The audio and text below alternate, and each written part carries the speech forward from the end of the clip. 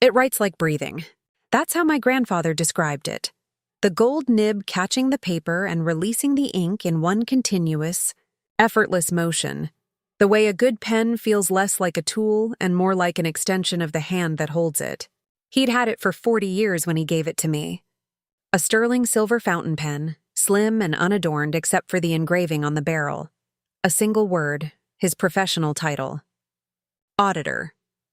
His own quiet joke, or perhaps his own quiet pride, the son of a sharecropper who had become the man that corporations feared to deceive. He gave it to me on the day I passed my CPA exam. He set it in my palm without ceremony, the way serious people give serious things, and he said, "Numbers don't lie. People lie about numbers. Your job is to find the difference." He passed away 3 years later. I became a tax auditor for the IRS. I have been one for 34 years. I tell you this because you need to understand. I am not a woman who misreads documents. I am not a woman who gets confused by figures or misinterprets legal language or overlooks details. If you hand me a piece of paper and that paper contains a deception, I will find it. I have spent my entire professional life finding it. So when my stepmother handed me a deed to my grandfather's house, the house where I grew up, the house my grandfather built, the house where I had understood from childhood that I would one day live, and told me I had 30 days to vacate, she made a specific kind of error. She handed the wrong piece of paper to the wrong woman, and on a Sunday in April, at her own Easter brunch table, I set my grandfather's pen to paper and I put an end to it. This is that story. The house is a craftsman bungalow. Not large. 3 bedrooms, 1 bath, a sleeping porch off the back that my grandfather enclosed when my mother was born. It sits on the corner of Elm and Hargrove in a neighborhood in central Tennessee that was built by Black families in the 1950s, families who had purchased their lots and built their homes and planted their trees in a town that did not welcome them on equal terms and had held their corner of it anyway, with pride and with deed and with care. My grandfather, James Earl Whitmore, built that house with his own hands over 2 summers. He was an accountant by training and a builder by necessity, and the result was a house that was both methodical and beautiful. Level floors, true corners, a foundation that a structural engineer examined 40 years later and called nearly perfect. He raised my mother in it. My mother raised me in it after her first husband, my biological father, left when I was 4. And when my mother died, 12 years ago, she left the house to my grandfather in a right of survivorship arrangement they had set up together, because both of them understood the law and took care with it. When my grandfather died 3 years later, his will was clear. The house came to me, Constance Whitmore Reed, his only living granddaughter, effective upon his death. Let me tell you about Diane.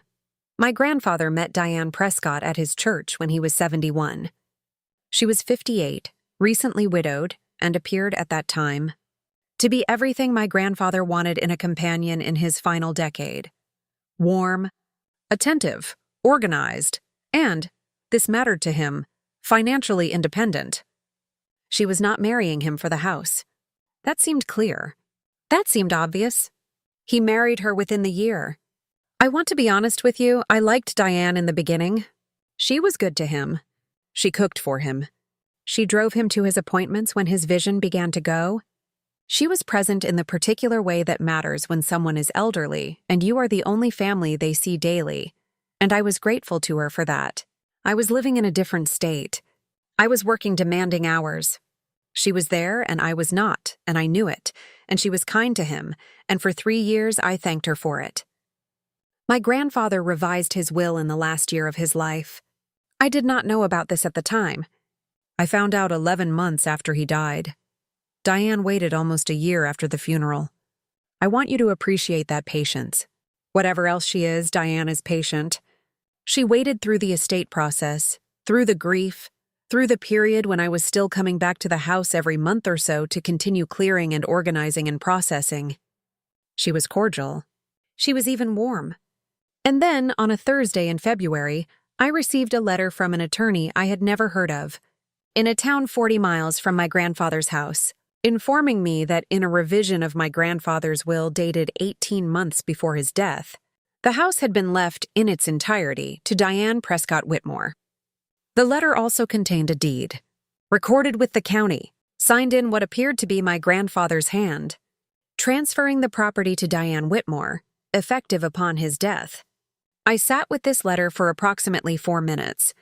Then I did what I do. I made a list.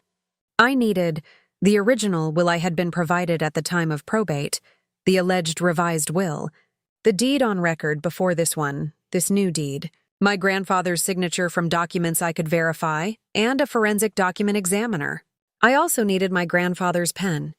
I got it out of the drawer where I kept it, and I set it on the desk beside the letter. And I held it in my hand for a moment, and I thought about what he had told me 34 years ago.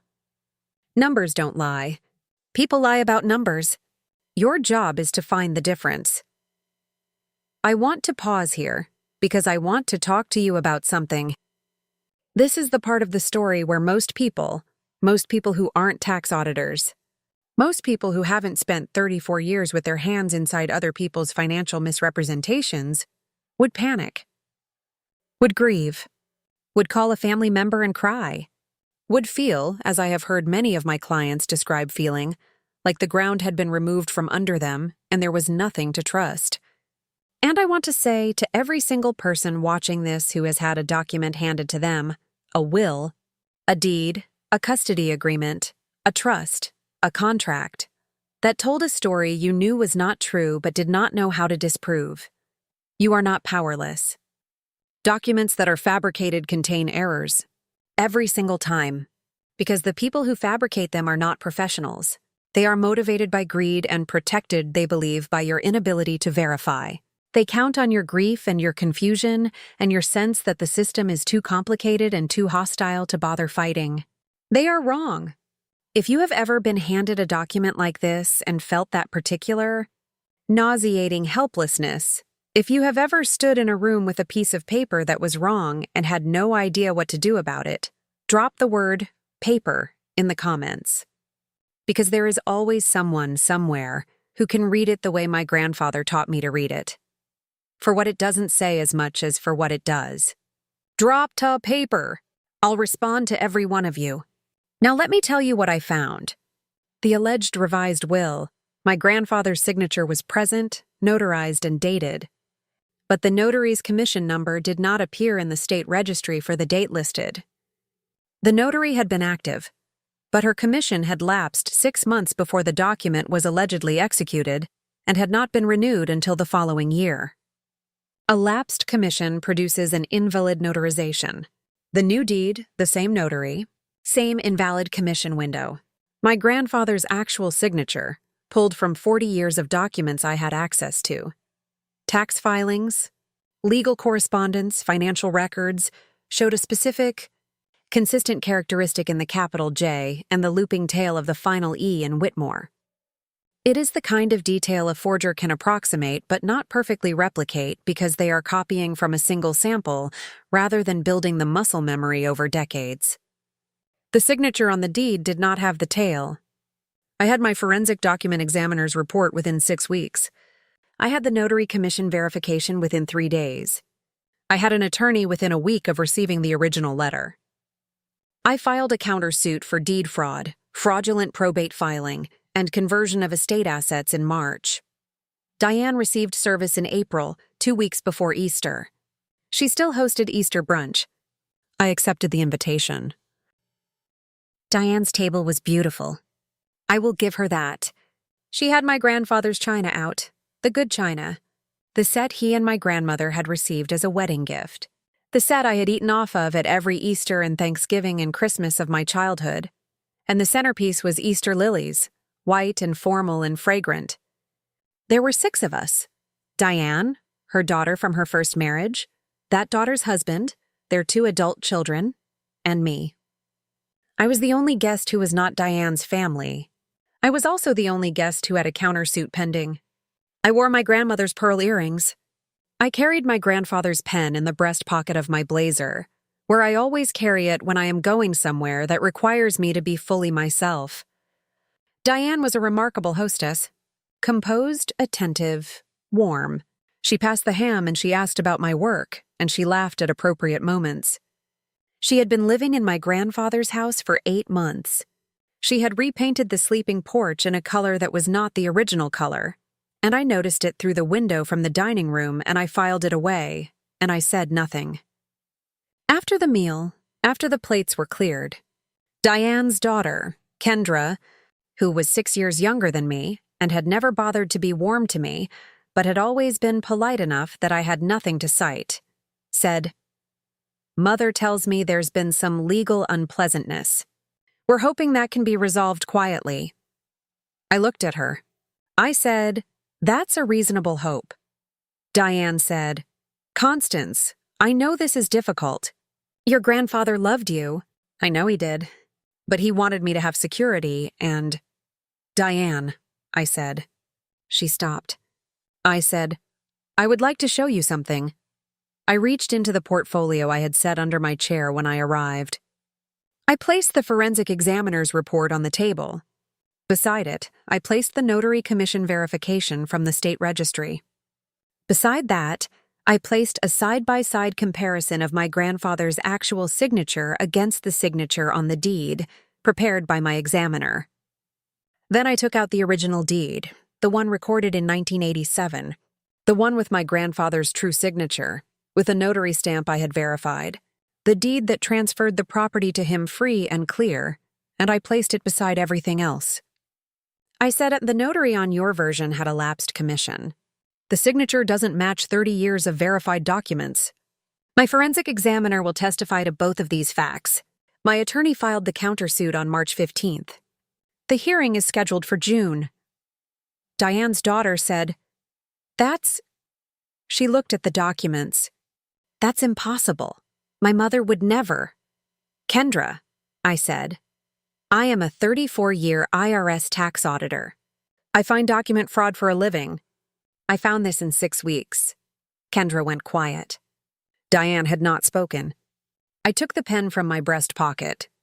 My grandfather's pen, the sterling silver one, slim and worn, that wrote like breathing. I uncapped it. I placed it on the document. "This is the countersuit," I said. "This is the signature page.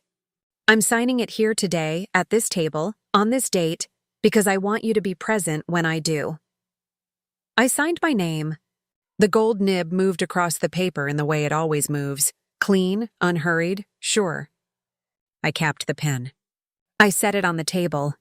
Diane Whitmore, who had served me ham at her Easter table with my grandfather's china on the cloth and my grandmother's lilies in the center, put both hands flat on the table. She looked at the document. Then she looked at me. And she made a sound that I do not have the right word for. Not a cry exactly. Not a scream, but something beneath language. Something that comes out of a person when the floor of their story gives way and there is nothing on the other side of it. A sound of pure exposure. The sound of someone who has been seen entirely and has no more character to play. Her daughter said, "Mom." Diane was shaking.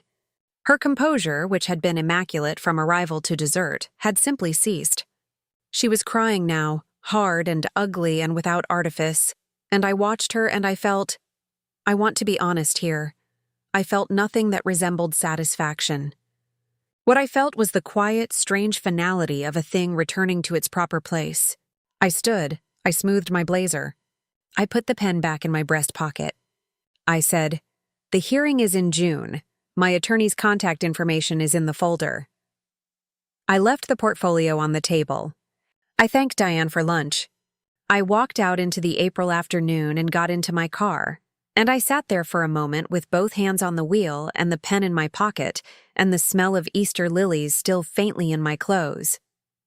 And I thought about my grandfather, about the pen in his hand across 40 years of his own work, about the house he built with his hands and defended with his documents and left to me because he understood that I would know how to keep it. I thought, I kept it. The hearing was in June. The countersuit was decided in my favor in 7 months. The notary fraud was sufficient on its own. The signature analysis was a certainty. The fraudulent deed was vacated. The revised will was set aside. My grandfather's original will stood. I moved back into the craftsman bungalow on Elm and Hargrove on a Saturday in November, exactly 2 years after Diane had sent the first letter. I carried my grandfather's pen in my pocket as I unlocked the door. The sleeping porch is a different color now. I'm going to repaint it. The original color was a pale sage green that my grandfather chose himself, and I found the paint chips in a folder he kept in the kitchen junk drawer, because that's the kind of man he was. He saved everything. I sit on that porch in the mornings sometimes, with coffee and the newspaper, and I hold the pen in my hand, and I think about what he gave me. Not the house, though the house matters. Not the pen, though the pen is mine. He gave me the way of seeing. The refusal to be confused by what a document appears to say when you know how to find what it's actually saying. The patience to build a case instead of raising a voice. The understanding that the truth is always available to the person willing to look for it in the right places. Numbers don't lie. He told me that at 26, and I have never once found it to be untrue. People lie about numbers. My job is to find the difference. Diane did not come to the hearing. Her attorney negotiated a settlement that avoided criminal prosecution in exchange for a full confession and signed statement regarding the document scheme. She moved to her daughter's home in the spring. She has not contacted me since. I have not contacted her. There is nothing left to say. I want to close this story with something I have been thinking about since the day I walked back into my grandfather's house. There is a particular kind of theft that doesn't announce itself. It doesn't come through windows or carry weapons. It comes through documents and through the assumption that you won't look closely enough to catch it. It comes through grief, and through the chaos of loss, and through the calculated bet that someone who just buried their grandfather is too overwhelmed to audit a deed. And here is what I want you to understand. They are almost always wrong. Because the people who loved us, the builders and the auditors and the cabinet makers and the craftsmen, the ones who made things with their hands and kept records with their pens, they equipped us. They equipped us exactly for this. The pen was not incidental. The chest was not incidental. The key was not incidental. These were transfers. Deliberate, loving, clear-eyed transfers of everything we would need. We do not need to be loud. We do not need to be cruel. We do not need to raise our voices or perform our outrage for a room that isn't ready to hear it. We need to find the difference between what a document says and what it means. We need to sign our names with a steady hand. We need to leave the paperwork on the table and walk out into the April afternoon and know, bone deep, that the house is ours and always was. Boundaries don't have to be loud to hold. Deeds don't have to be defended with anger to stand. The truth only needs one thing: the right person with the right pen at the right table. Subscribe and stay. I have more stories, and every one of them ends with the paperwork on the table and the door clicking closed. I'll see you in the next one.